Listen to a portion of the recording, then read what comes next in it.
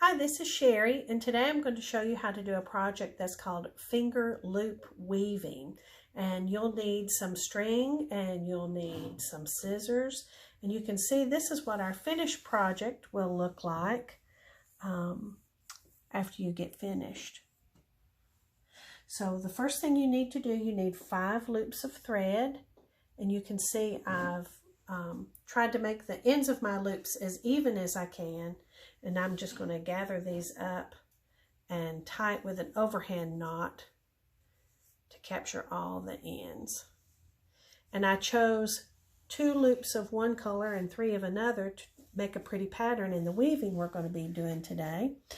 You'll also need some tape or a clamp of some kind to attach your weaving to the table. Now I'm just going to get my loops straightened out here so our weaving will be nice and neat.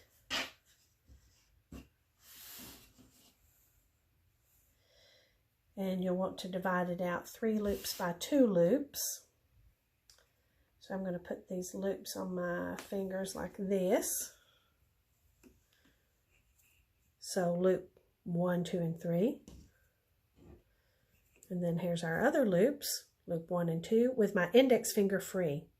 So what you're going to do, you're going to use your finger to help you weave, and you're going to go under the 2 strings of the first loop. You always start under, then go over the next 2 strings of the second loop, and on the third loop you're going to split the strings and you're going to go under the first one, over the second one, and you're going to hook your finger around it and catch it and pull it loose and pull it through all of those other strings.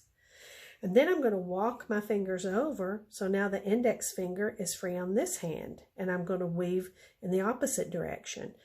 Under the 2 strings of the first loop, over the 2 strings of the second loop, under, then over that third loop, and pull that through. Now I'm going to walk my fingers over again. So under, over, under, then over, and catch that third or the last string of the loop. Walk your fingers over.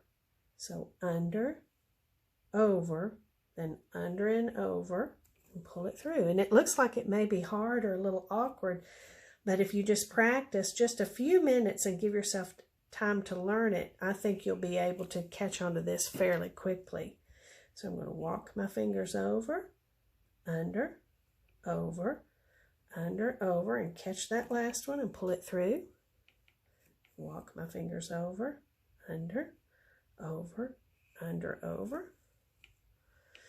And soon you'll have a finished project.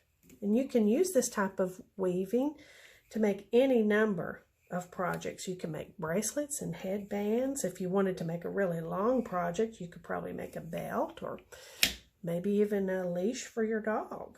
Who knows what you'll come up with.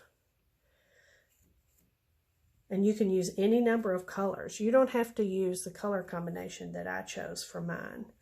I chose these colors because I thought they looked pretty like spring flowers. But you could make each one of your loops a different color if you like. You don't have to, have 3 and 2.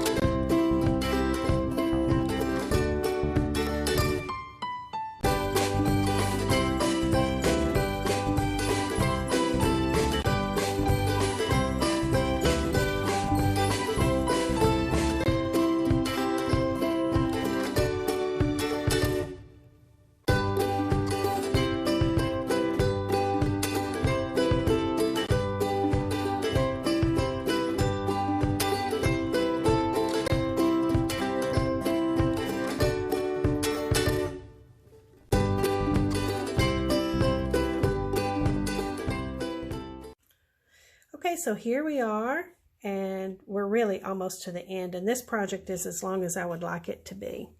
So you can see our weaving and how our colors change. And when you get to the end, all you have to do is just tie another overhand knot to keep your weaving from coming undone. And I just scoop my knot up to the end. Now, if you wanted this to be a bracelet, you can measure it around your wrist and then just stop whenever it's long enough to go around your wrist. And you can just use the ends to tie it together around your wrist.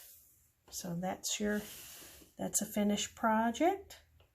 And I hope you like this technique. I hope you make a lot of things out of it with a lot of bright colors.